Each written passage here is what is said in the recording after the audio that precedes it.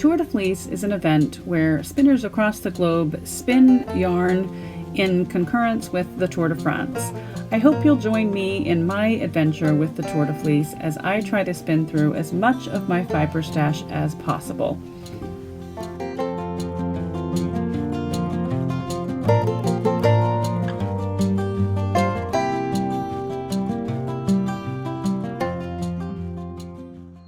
Good morning, Dumbo.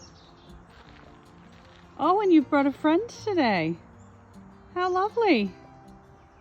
Now I have 2 wild bunnies in my yard. Aren't they cute? I know the gray one is Dumbo.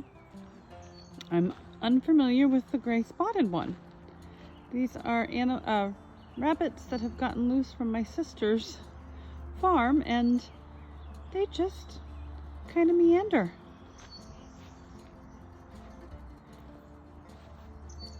They've just kind of adopted us. I caught Dumbo once, the gray one, but she got out again. And I have no idea who the other one is. Hi guys, good morning. Good morning. Good morning, ladies. Off they go.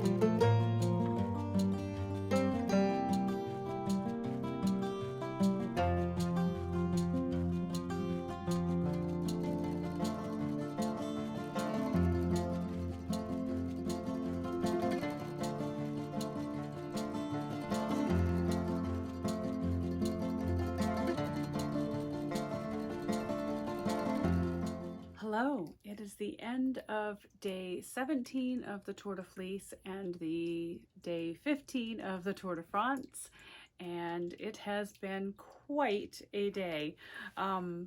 Lots happening in the race. I've honestly not watched the race live in probably 4 or 5 days. I've been quite caught up on the Yarn Cruise. I've kind of lost touch a little bit with the race, but I got caught up today, watched the race live, and there were a few clutch of pearls moments and a few big announcements right from the beginning of the race.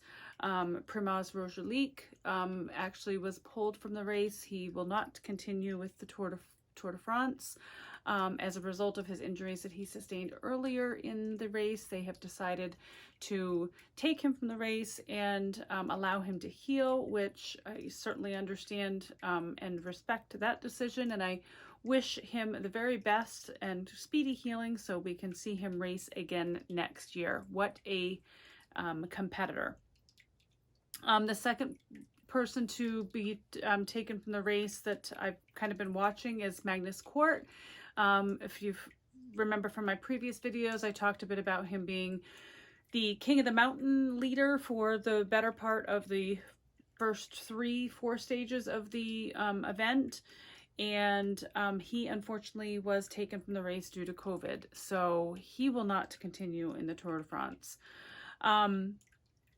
So it has been Jasper Vingegaard who has had the yellow jersey for quite some time. Took that from Pogačar a couple of stages ago, just before I stopped watching the races.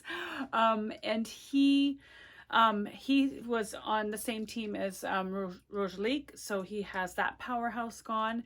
And another one of his teammates, I can't remember the last name. I think his first name was Steve. He was taken from the race in a crash at about 64 kilometers left to go in the race. There were protesters who laid themselves out in the middle of the road, which caused the peloton to slow up as they tried to remove those protesters and as the peloton tried to go around them. As a result of the peloton slowing up, there was a crash which involved Vingegaard and his teammate Steve, forget the last name, but his teammate was quite seriously injured by the look of things. He was taken to hospital by ambulance, and the last I heard, I hadn't heard of any update on his condition, but by all accounts it looks like he will be out of the race. So it kind of broke my heart that this racer who is, you know, in the Tour de France because it is a passion. You know, obviously these racers are athletes and they train all their lives for this. This is their livelihood. This is their you know, their hobby, their passion. It's their life. And as a result of the protesting, this gentleman, his race is over.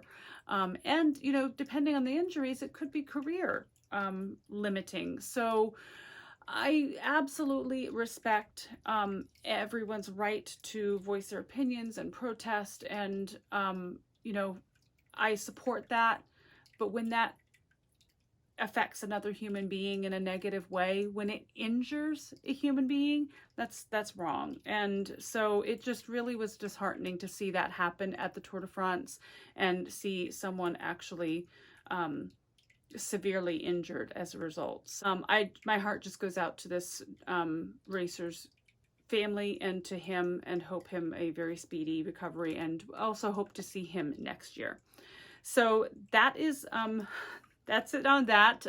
The race finished with, I can't remember his first name. I think his last name was Philipsen. And he was the gentleman who thought he had won over Von Aert in stage 4 and threw his arms in the air, was all celebratory, did not realize he had come in second. Well, he won today, so his celebration was just a few stages early. He did win by a whisker over Wout Van Aert. He kind of threw his bike right out there at the finish line, and he did finish first. So congratulations on an early celebrated, well-fought win today. So that is the race. The spinning, I did finish washing all the things. You saw some video of the skeins in the way that I wash them, and I snap them and I thwack them, and what that does is it kind of binds the fibers and sets the twist a little bit.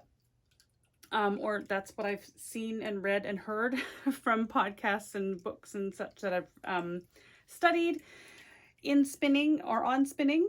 So many of these are still just a little bit damp, and so they'll continue to dry for a few days. There's one that is actually quite damp. It's actually still dripping a bit, and that's hanging in the laundry room over the sink.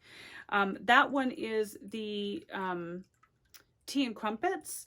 And so this is the Cherry Blossom, which I've shown before. And then this is Cherry Blossom applied with the Tea and Crumpets. So it does give it just a little bit different look. And the Tea and Crumpets, again, is drying, or I'd have that here to show you. You may have seen a flash of this bag in the video as I was separating the rainbow dyed fiber for spinning. This bag has all these little bits of fiber from the skeins that I'm spinning for this tour. And what I'm going to do with these is I'm going to make myself an advent calendar for the holiday season, for all of the things that I've spun throughout the year.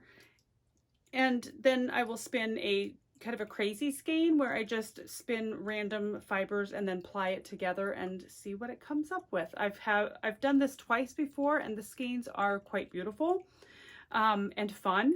So this is the Tea and Crumpets fiber that I was speaking of that is hanging in the laundry room. And it is going in this bag, but I wanted to share with you the the recycled sari silk with its, which is kind of this little bit right here, was really kind of different to spin. I spun this from the fold, and this recycled sari silk almost has a toothy quality to it, almost a little more toothy than the wool. So it created these thicker bits, almost neppy bits in the Tea and Crumpets, which I think